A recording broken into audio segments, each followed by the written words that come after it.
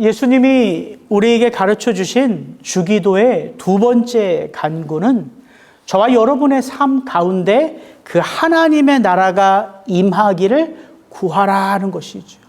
여러분, 하나님의 나라는 영토의 개념은 아닙니다. 하나님의 다스림과 통치의 개념이에요. 그러니까 하나님의 나라는 반드시 하나님의 다스림과 통치를 받는 하나님의 백성들의 삶을 통하여 구현이 되는 것이죠. 여러분, 이 하나님의 나라라는 성경의 주제는 성경의 여러 주제 가운데 핵심 중에 핵심이에요.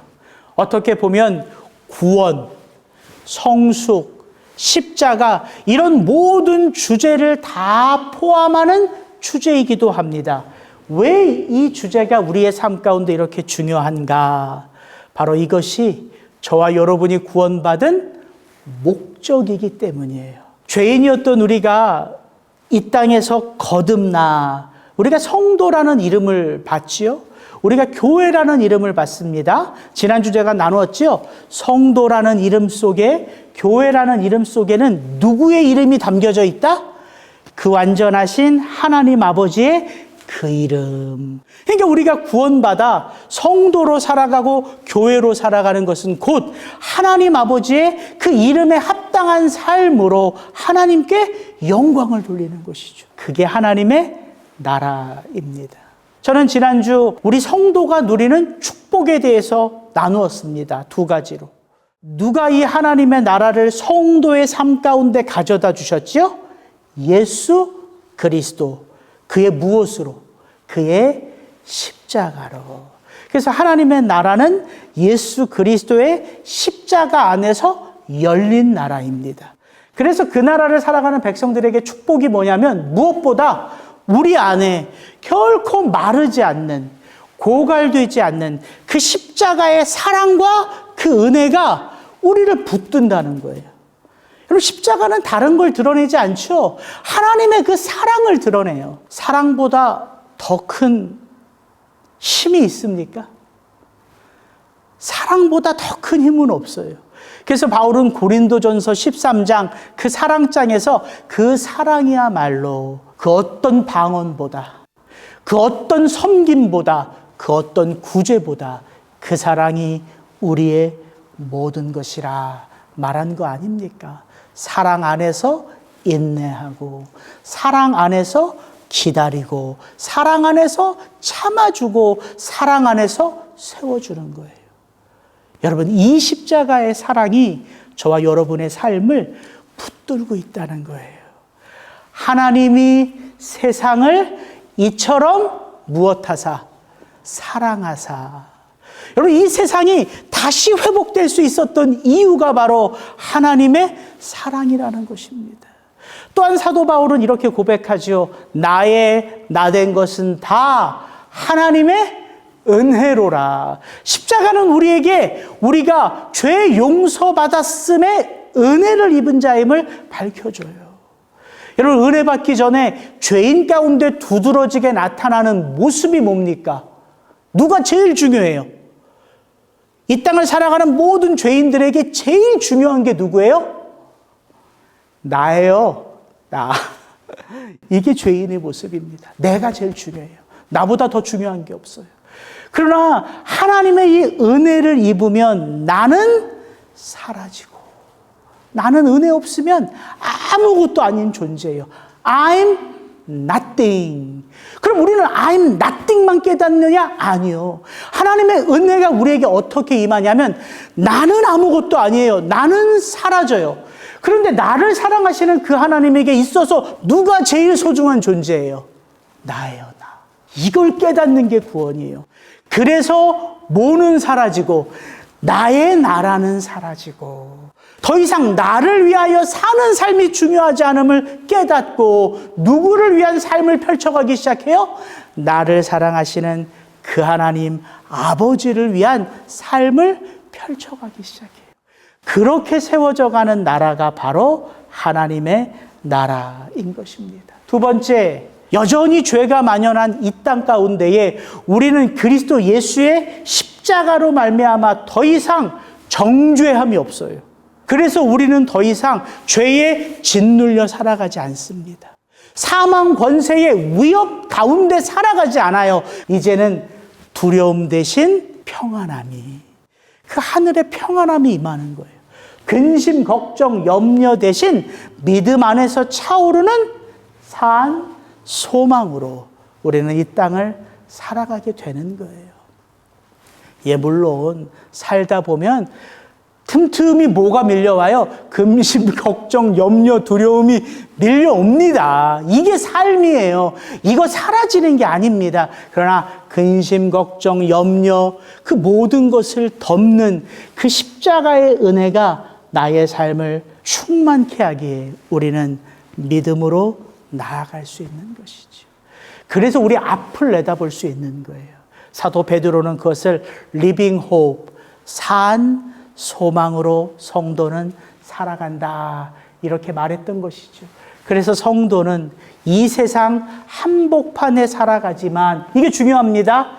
썩지 않고 더럽지 않고 쇠하지 아니하는 세상 나라의 특징이 아니라 하나님 나라의 특징이죠. 그 하나님 나라의 유업을 이 땅에서 있는 자로 성도는 살아간다, 이렇게 나누었습니다. 오늘은 하나님 나라의 그 두 번째 속성으로, 그러면 우리가 이런 놀라운 축복을 가지고 세워가는 이 하나님 나라의 특징은 무엇인가? 여러 가지가 있어요. 그러나 두 가지만 좀 나눌래요. 두 가지. 하나님 나라의 특징 두 가지. 첫 번째 특징은 너무 유명한 신학적인 표현이에요. 이 하나님의 나라는 이미 우리 가운데 시작되었어요. 그리스도 예수의 십자가로 이미 우리 속에 세워져 가고 있어요. 그러나 이 하나님의 나라는 아직 이 세상 가운데 완성됐다, 완성되지 않았다, 완성되지 않았어요. 어떻게 할 수 있어요? 예수 그리스도가 이미 이 땅 가운데 한번 오셨지요. 초림. 그러고 끝입니까? 아니죠. 예수 그리스도는 다시 오세요. 그것을 예수 그리스도의 재림이라고 하죠. 이 하나님의 나라는 바로 그때 예수 그리스도가 다시 오셔서 모든 세상을 심판하시는 그때 완성되는 나라예요. 그래서 영어로 이런 표현을 여러분 들어보셨을 거예요. 저도 많이 썼습니다. Already but not yet. 이미 시작되었지만 아직은 완성되지 않은 나라.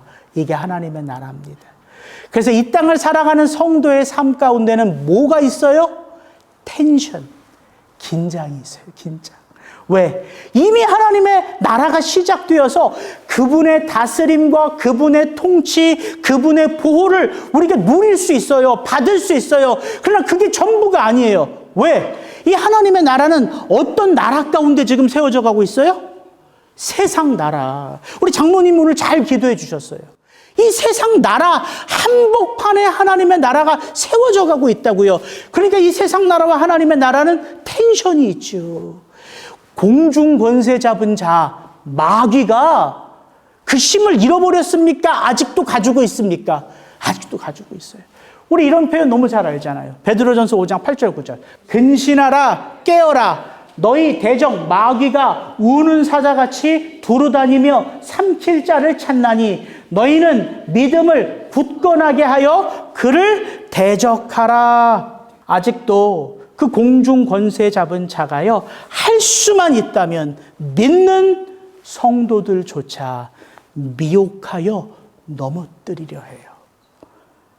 그래서 텐션이 있는 거예요. 샴페인을 미리 터뜨리면 돼요, 안 돼요? 아직은 안 돼요. 근신하고 깨어있어 그 어둠의 세력을 물리쳐야 할 영적 전쟁 중인 것을 우리는 기억해야 된다는 것이죠. 그래서 이 하나님의 나라를 생각할 때에 already but not yet, 꼭 우리가 빠뜨리면 안 될 단어가 하나 있습니다. 고난이라는 단어예요. 고난. 너무 의외죠.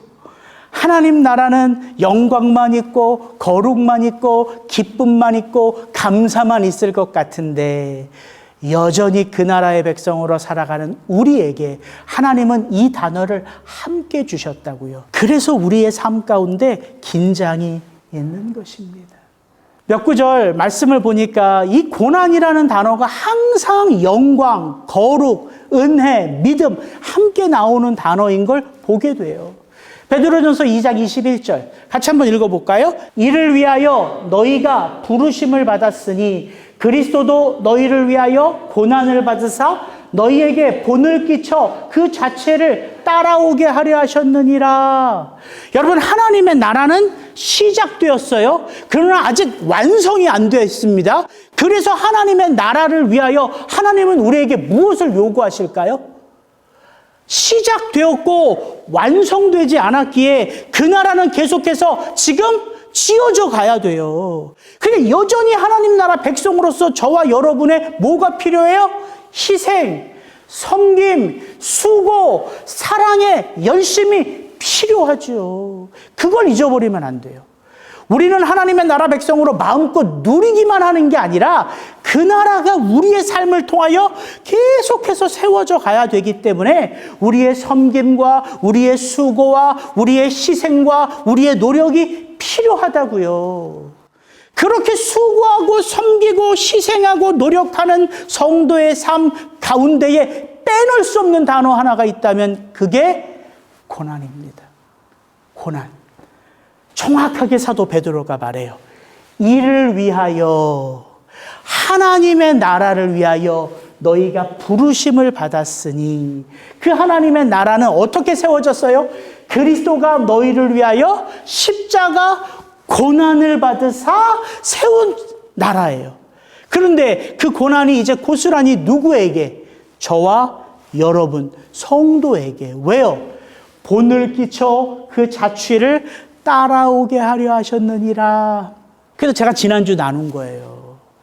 하나님의 나라는 그리스도 예수의 십자가로 열렸을 뿐만 아니라 또한 하나님의 나라는 저와 여러분이 지고 가는 자기 십자가를 통하여 확장되어져 가는 나라다. 여러분, 자기 십자가를 지고 가는 삶, 예, 그게 은혜지요. 예, 그게 기쁨이지요. 예, 그게 감사지요. 그러나 그 십자가를 지는 삶이 또한 고난인 것을 우리는 부인할 수 없지요. 사도 바울은 데살로니가 후서에서 이렇게도 이야기합니다. 형제들아, 우리가 너희를 위하여 항상 하나님께 감사할지니 이것이 당연함은, 잘 들어보십시오, 너희의 믿음이 더욱 자라고 그 고난 가운데 너희가 다 각기 서로 사랑함이 풍성함이니 너희의 그 고난 속에서, 그러므로 너희가 견디고 있는 모든 박해와 환난 중에서 너희 인내와 믿음으로 말미암아 너희로 하여금 하나님은 어떤 것을 이루어 가신다? 우리 한 사람 한 사람이 하나님 나라에 합당한 자로 여김을 받게 하려 함이니 그 나라를 위하여 너희가 또한 고난을 받느니라. 고난은 저주입니까? 축복입니까? 축복이에요. 왜? 고난을 통해서 우리의 인내가 다듬어지고, 고난을 통하여 우리의 믿음이 다스림을 받고, 고난을 통하여 우리가 그리스도 예수의 형상으로 빚어져 가기 때문에 고난 없이 그것을 이루어갈 수 있는 방법이 없습니다. 그래서 바울은 또 말하는 거예요. 그리스도를 위하여 너희에게 은혜를 주신 것은 다만 그를 믿을 뿐 아니라 또한 그를 위하여 고난도 받게 하려 하심이라. 은혜가 우리에게 주어짐은 그 고난을 감당할 수 있는 능력이 바로 그 은혜를 통해서 우리에게 오기 때문입니다. 그래서 여러분 기억하십시오. 하나님의 나라, 고난과 뗄래야 뗄 수 없는 하나다. 근데 성경은요, 참 재밌게 하나님 나라 백성으로 성도가 고난만 받는다 말하지 않고 이렇게 아름다운 말씀들을 우리에게 주옥같이 허락해 주신다는 사실이에요. 잘 한번 들어보십시오.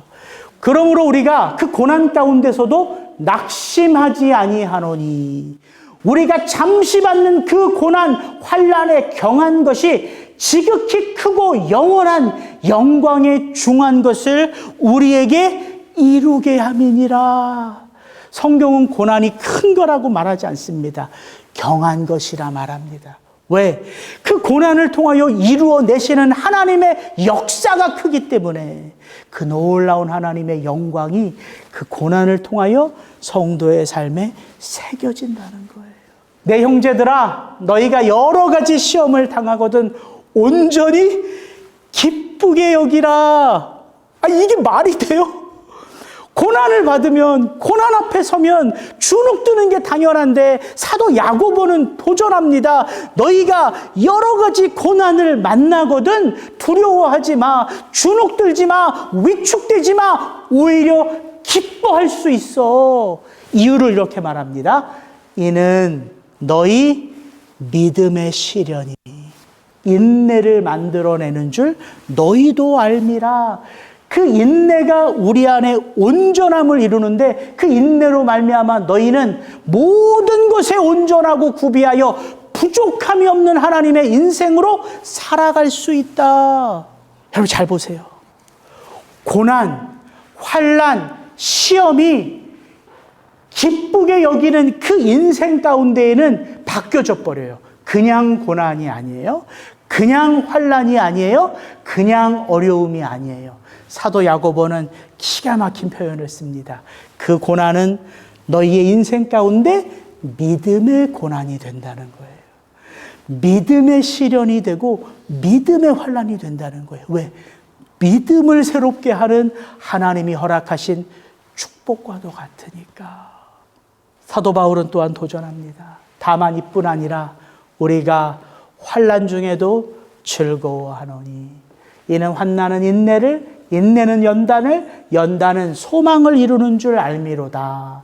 그 소망이 우리를 부끄럽게 하지 아니함은 그 환난을 통하여 우리 안에 다시금 무엇이 불일 듯 일어나요? 성령으로 말미암아 부음받은 하나님의 그 십자가 사랑. 그러니까 여러분, 성도에게 있어 고난은 하나님 나라를 세워가고 있는 그 나라 백성에게 있어서 고난은 유익한 것이죠. 우리의 믿음을 새롭게 하니까.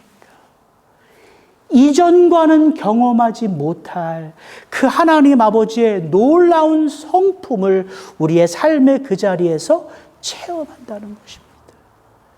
그래서 요동하지 않는 인생으로 우리가 성숙해져 가는 거예요.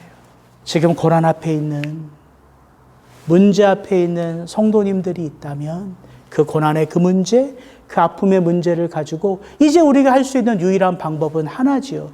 그것을 하나님 앞에 내어놓고 하나님, 이 고난을 통하여 내가 세워가야 할 하나님의 그 나라는 어떤 나라입니까? 묻는 거예요. 하나님이 주목하여 들으시고 역사하실 수 있게 그 하나님 앞에 이 문제를 가지고 내어놓는 것입니다. 그럴 수 있는 삶이 우리 가운데 펼쳐져 있다는 거예요. 그래서 하나님의 나라의 특징, 시작되었으나 완성되지는 않았어요. 그래서 그 나라를 살아가는 성도들의 삶 가운데 고난, 시험, 유혹은 늘 함께 하는 거예요. 그러나 거기서 주눅들지 말고 그 고난을 통하여 세워가시는 하나님의 놀라운 은혜를 맛보아 알지어다. 이런 삶이 저와 여러분 안에 펼쳐져 있기를 주의 이름으로 축복합니다. 두 번째, 하나님 나라의 특징은 끊임없이 하나님의 나라는 어떤 나라와 충돌해요? 세상 나라와 충돌합니다. 당연하지요. 통치자가 다른데 이 하나님의 나라를 다스리는 통치자와 이 세상 나라를 다스리는 통치자가 다른데 이게 어떻게 연합하여 함께 할 수 있겠습니까? 바라보는 목표 지향점이 다른데 이게 어떻게 곱게 갈 수 있겠습니까? 추구하는 삶의 태도가 다른데 이것이 어떻게 어우러지며 함께 갈 수 있겠습니까? 세상 나라와 하나님의 나라는 충돌해요. 그래서 여러분 설교 때 이런 표현 듣지 않으셨어요 혹시? upside down. 하나님의 나라는 끊임없이 세상 나라를 혼잡하게 만들어요. 혼란스럽게 만들어요. 뒤집어 엎어요. upside down. 그래서 오직하면 사도 바울이 그 가이사랴 재판장 앞에서 그 벨릭스, 로마 총독인 벨릭스 앞에서 재판을 받을 때에 그 유대인 변호사 더둘로가 그 벨릭스에게 사도 바울을 이렇게 호소한다 그럴까요? 그의 죄를. 우리가 보니 이 사람은 전염병 같은 자라. 천하에 흩어진 유대인을 다 소요하게 하는 자요. 나사렛 이단의 우두머리라.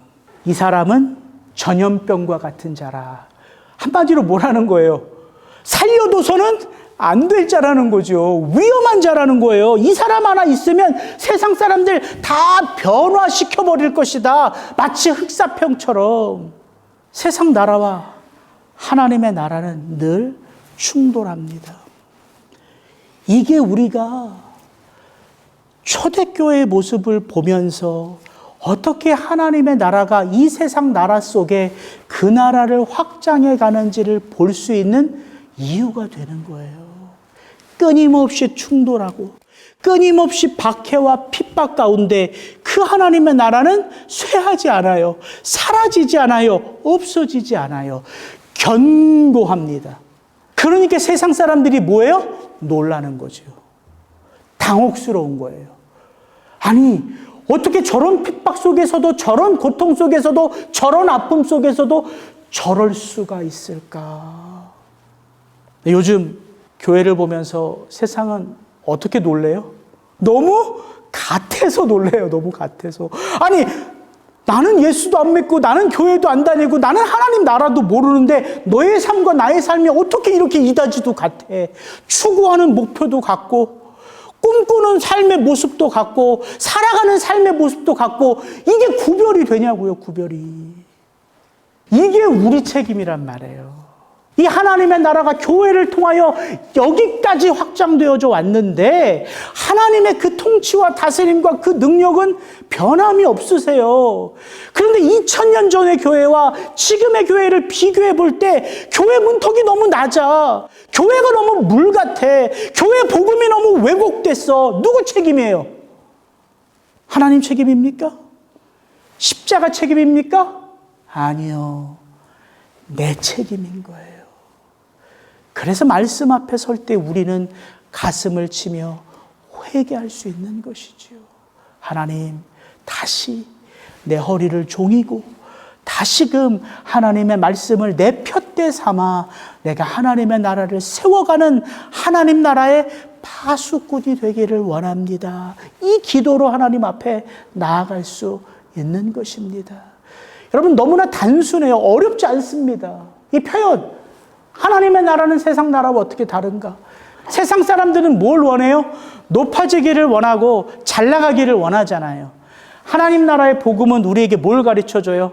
낮아지는 삶을 가르쳐줘요. 그게 예수 그리스도의 모습이니까.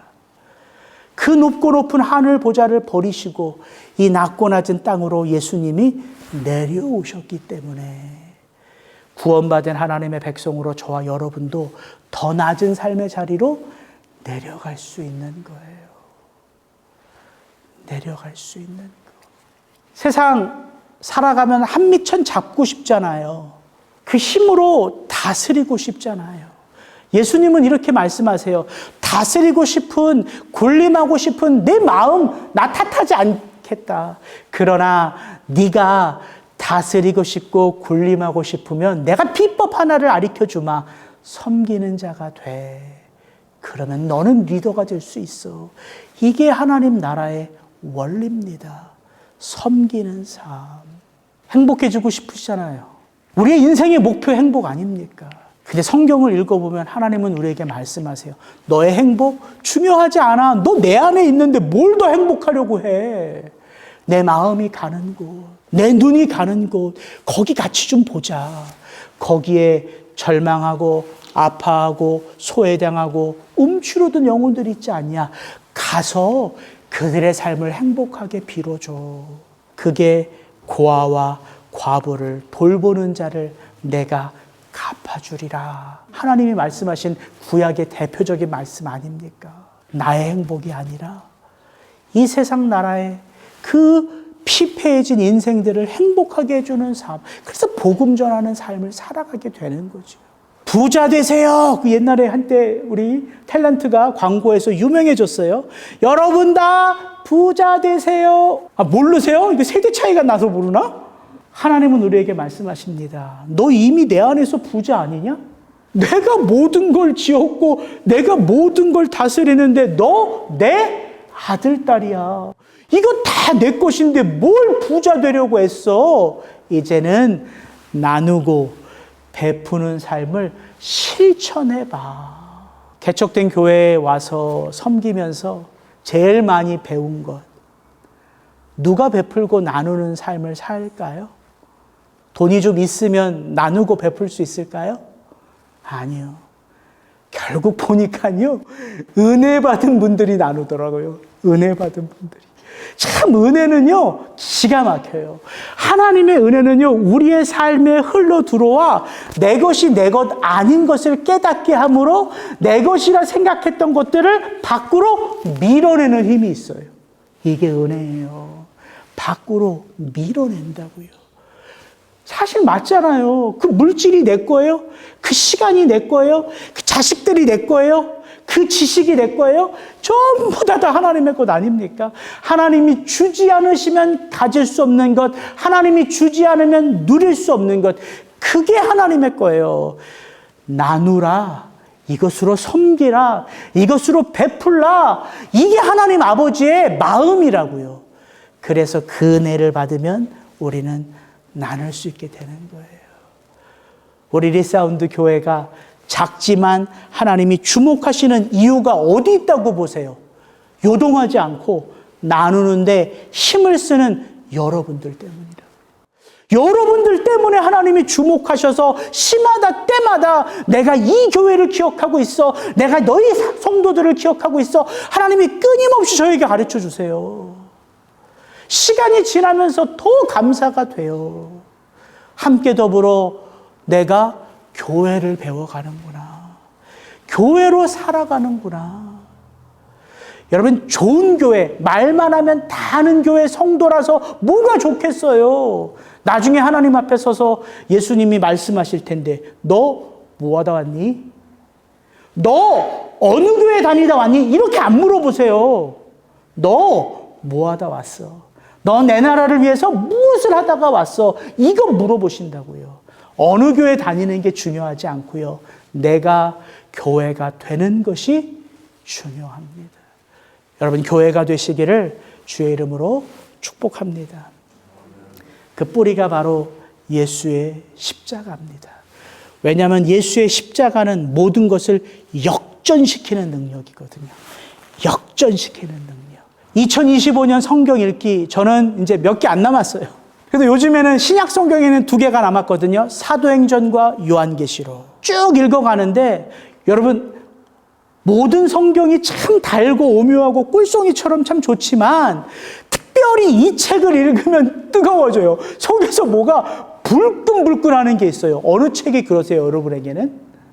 여러분에게는 어느 책이 그러세요? 에이, 이럴 때 사도행전이요 이렇게 대답해 주셔야지.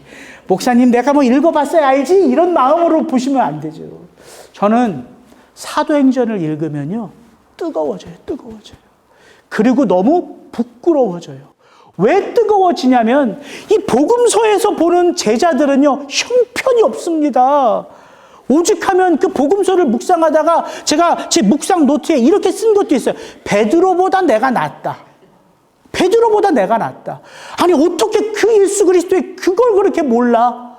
제자들보다 내가 낫다.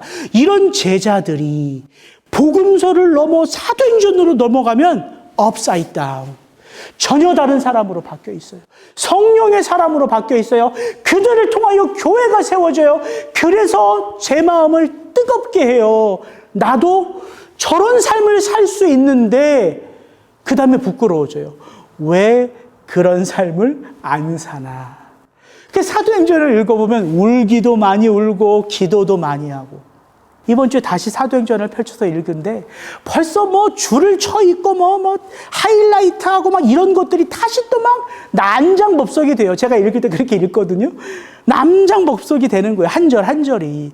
그러면서 문득 아니, 이번 주에 나눌 설교가 하나님 나라의 특징에 대해서 나누는데 여기 가장 좋은 샘플이 있네. 하나님 나라의 특징이 바로 여기 있습니다. 여기. 우리 41절부터 47절 우리 또박또박 같이 한번 읽어봅니다. 시작. 그 말을 받은 사람들은 세례를 받음에 이날에 신도의 수가 3,000이나 더하더라. 그들이 사도의 가르침을 받아 서로 교제하고 떡을 떼며 오로지 기도하기를 힘쓰니라. 사람마다 두려워하는데 사도들로 말미암아 기사와 표적이 많이 나타나니 믿는 사람이 다 함께 있어 모든 물건을 서로 통용하고 또 재산과 소유를 팔아 각 사람의 필요를 따라 나눠주며 날마다 마음을 같이하여 성전에 모이기를 힘쓰고 집에서 떡을 떼며 기쁨과 순전한 마음으로 음식을 먹고 하나님을 찬미하며 또 온 백성에게 칭송을 받으니 주께서 구원받는 사람을 날마다 더하게 하시니라. 제가 이거 성경에서 처음 읽는데요. 너무 유명하죠? 설교도 수십 번 들었죠? 여러분 어떻게 들으셨어요? 초대교회 예루살렘 교회가 이 땅에 그 가시적으로 나타나고 그 예루살렘 교회의 첫 번째 성도들은 이런 삶을 살았구나 이렇게 보셨지요. 그들이 사도의 가르침을 받고 모이기를 힘쓰고 기도에 전념하고 성전에서도 모이고 집에서도 모이고 떡을 떼고 그렇게 우리가 다 이 말씀을 보잖아요. 여러분 이 말씀을 성도된 우리의 관점이 아니라 하나님의 관점으로 한번 보세요. 하나님 아버지의 관점으로. 이 장면을 하나님의 관점으로 이렇게 보는 거예요. 이 땅의 교회를 바라보시면서 하나님이 가장 기쁘셨을 때가 언제였을까요? 바로 이 초대교회의 모습이 늘 우리의 관점에서 보면서 나도 이렇게 살 수 있고 우리 교회도 이렇게 살 수 있다는 관점으로 보여지던 이 말씀이 하나님 아버지의 관점으로 보이니까 하나님이 너무 기쁘시다는 생각이 드는 거예요. 하나님이 너무 기뻐요. 매일같이 모여서 예배하라 하지 않아도 너희가 떡을 떼는 것은 먹고 마시는 게 중요함이 아니라 내 아들 예수 그리스도의 십자가를 기억하라는 것을 말씀하지 않으셔도 그만 성경 좀 읽어, 그만 예배 좀 드려, 그만 마음을 다 쏟아, 전심을 다해 말하지 않아도 이들 안에 모든 초점이요 누구에게 가 있어요? 이 초대교회 성도들의 지금 이 모습 보면 이들 안에 모든 초점이요 다 누구에게로 가 있어요? 하나님 아버지 예수 그리스도예요. 하나님 나라의 특징, 하나님이 왕으로 대접받으시는 나라입니다. 그게 하나님 나라예요. 뭐 어려운 신앙 용어, 복잡한 의미 나누지 않아도 That's it. 하나님 나라의 특징은 하나입니다. 하나님이 왕으로 역임을 받으시고 그 하나님이 왕으로 역임을 받으셔서 너무 기쁘세요. 그래서 여기 보면 잘 보세요. 이 41절부터 47절까지 나타나는 모습들이 있습니다. 초대교회 성도들의 모습이 나오고요. 초대교회 성도들의 마음의 태도가 나오고요. 그 다음에 또 하나 나오는 게 있습니다. 뭐가 나와요? 세상 사람들의 반응이 나와요. 왜요? 세상 사람들이 다 두려워해요. 온 백성에게 칭송을 받아요. 누가? 교회가. 왜요? 왜 세상이 놀래요? 교회를 보고. 왜 이제 갓 태어난 교회를 보고 세상의 그 모든 백성들이 놀래고 두려워하고 칭송하고 높여요? 그 교회 안에 누가 다스림이 드러나기 때문에. 누구의 다스림? 하나님의 다스림. 그래서 누가는 이 47절의 끝을 이렇게 맺습니다. 주께서 성도들의 삶을 이야기하고 마음을 쏟아 전심을 다하는 성도들의 마음가짐을 이야기하고 이 이야기의 결론은 누구예요? 주께서 하나님 아버지께서 구원받는 사람을 날마다 더하게 하시니라. 여러분, 하나님의 나라는 다른 나라가 아닙니다. 하나님의 다스림이 나의 삶에 충만한 나라예요. 그래서 우리가 그 나라의 그 하나님의 다스리심을 받으며 그 나라를 위한 전심의 삶을 살아드릴 수 있어요. 내가 온 것은 양으로 생명을 얻게 하고 더 풍성히 얻게 하려는 이것이라. 저는 이 말씀이 이렇게 다가오더라고요. 여러분, 예수님의 라이프, 생명이 심겨진 곳에는 교회된 성도의 참된 라이프, 삶이 피어나요. 예수 그리스도의 십자가의 삶이 심겨진 그 성도의 인생 속에는 다시금 자기 십자가를 지는 그 성도 한 영혼 한 영혼의 십자가의 삶이 꼽힌다고요. 그걸 성경은 하나님의 나라라고 말하는 거예요. 하나님의 나라. 그래서 하나님의 나라는 내 덕이 아닙니다. 왜요? 내 삶 가운데 심기어진 예수 그리스도의 십자가로 말미암는 삶이기 때문에 모든 영광을 누구에게 돌릴 수 있어요? 오직 한 분 하나님은 아버지 하나님께. 이게 하나님 나라의 영광이에요. 그래서 이 찬양을 우리는 우리의 마음을 담아 부를 수 있는 거지. 내 구주 예수를 더욱 사랑. 엎드려 비는 말 들으소서. 내 진정 소원이 내 구주 예수를 더욱 사랑, 더욱 사랑. 여러분 돌아보십시오. 지금 여러분의 마음속에 있는 소원이 무엇인지를. 하나님 나라 백성은 다른 것이 없습니다. 나에게 참 생명을 안겨주신 그 예수 그리스도를 더욱 사랑한다는 고백으로 내 삶을 펼쳐가는 거예요. 이전엔 세상 나 기뻤어도 이게 다 우리 모습 아닙니까? 그러나 지금 내 기쁨은 오직 예수예요. 지금 여러분의 기쁨이 뭐예요? 저는 기쁨은 모르겠고 아쉬움이 하나 느껴졌어요. 오늘 제가 이제 설교 준비하고 이제 교회로 오는데 우리 와이프는 짐을 또 싸요. 이 사람 금요일 날 출장에서 왔거든요. 같이 밥 2끼 먹었는데 오늘 예배 드리고 또 출장 간대요. 언제 와? 그랬더니 이번 주 금요일 날 온대요. 그 내가 와이프한테 그랬어요. 만나자마자 또 이별이네 여보. 삶이 그런 거예요. 여러분, 이별, 기쁨, 감사, 은혜, 우리의 삶은 천차만별이에요. 그러나 이전에 내가 어떤 삶을 살았어도 지금 내 기쁨은, 지금 내 아픔은, 지금 내 슬픔은 오직 뭐예요? 예수. 이 세상 떠날 때 찬양하고 숨질 때 하는 말 이것일세. 다만 내 비는 말 내 구주 예수를 더욱 사랑, 더욱 사랑. 하나님의 나라는 그렇게 예수 그리스도의 삶을 여러분 마음에 채우는 바로 그 인생 속에서 아름답게 세워져 간다는 것이지요. 같이 기도하겠습니다.